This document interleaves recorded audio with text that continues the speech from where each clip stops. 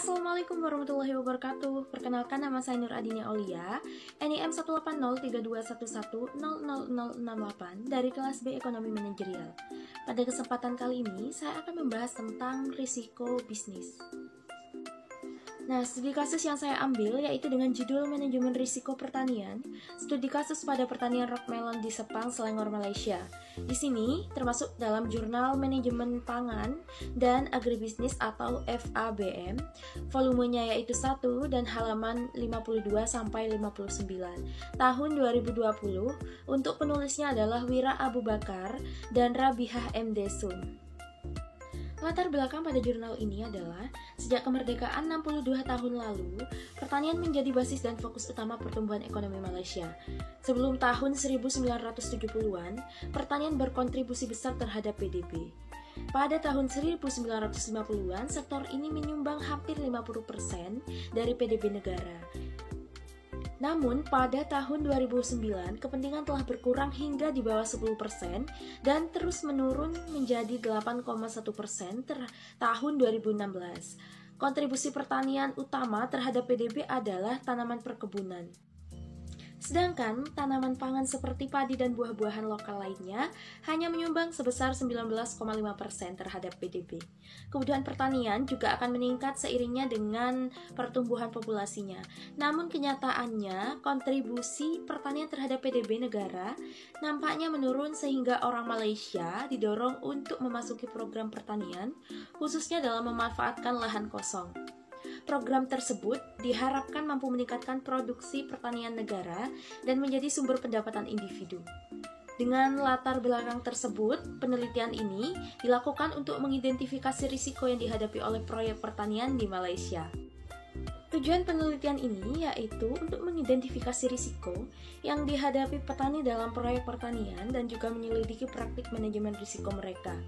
Sedangkan subjek penelitiannya yaitu pada perkebunan melon batu yang terletak di Sepang, Selangor, Malaysia, kepada 4 petani yang bekerja di ladang dan 2 petugas Malaysian Agriculture Research and Development Institute atau MARDI.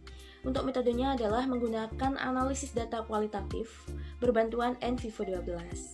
Berdasarkan hasil penelitian analisis isi, terdapat 4 tema utama yang diangkat, yaitu antara lain yang pertama, risiko produksi pertanian, kedua, dampak rendahnya hasil produksi terhadap proyek pertanian, yang ketiga, risiko proyek pertanian, dan yang terakhir adalah proses manajemen risiko. Untuk tema 1, pada risiko produksi pertanian, merupakan risiko yang menyebabkan rendahnya hasil produksi melon. Nah, di sini menurut petani, faktor risiko produksi pertaniannya antara lain yaitu efisiensi mesin dan teknologi. Pada efisiensi mesin, faktor risikonya antara lain yaitu ukuran luas lahan yang semakin sempit, mesin canggih, dan mesin yang sesuai dengan tanaman lokal. Sedangkan faktor teknologi yaitu teknologi yang sesuai dengan konteks lokal, teknologi yang menghemat waktu, dan teknologi yang terlalu mahal untuk petani kecil.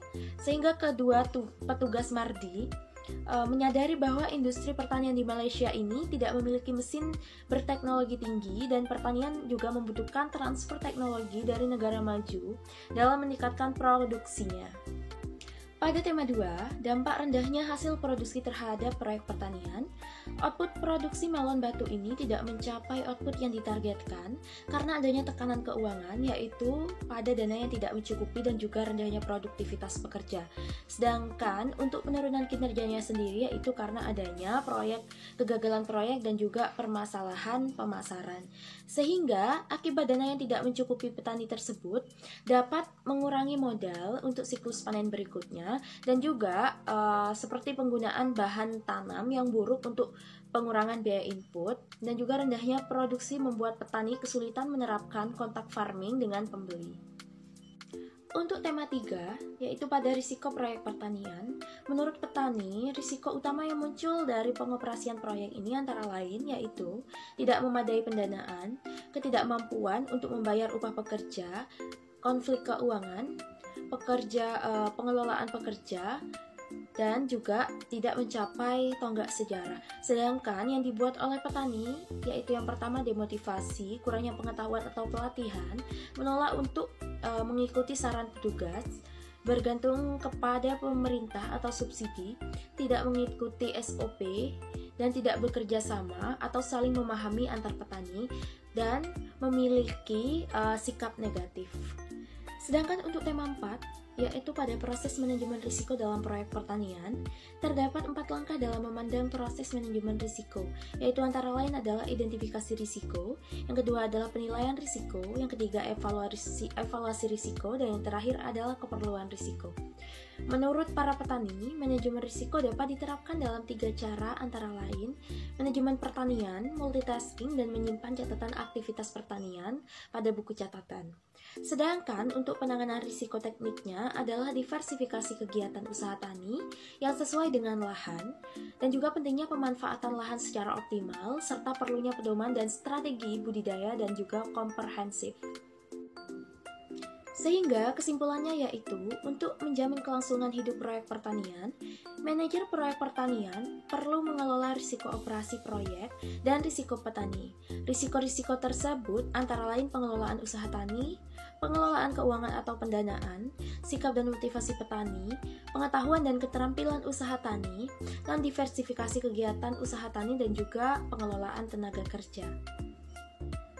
Cukup sekian pemaparan saya, kurang lebihnya saya mohon maaf. Wassalamualaikum warahmatullahi wabarakatuh.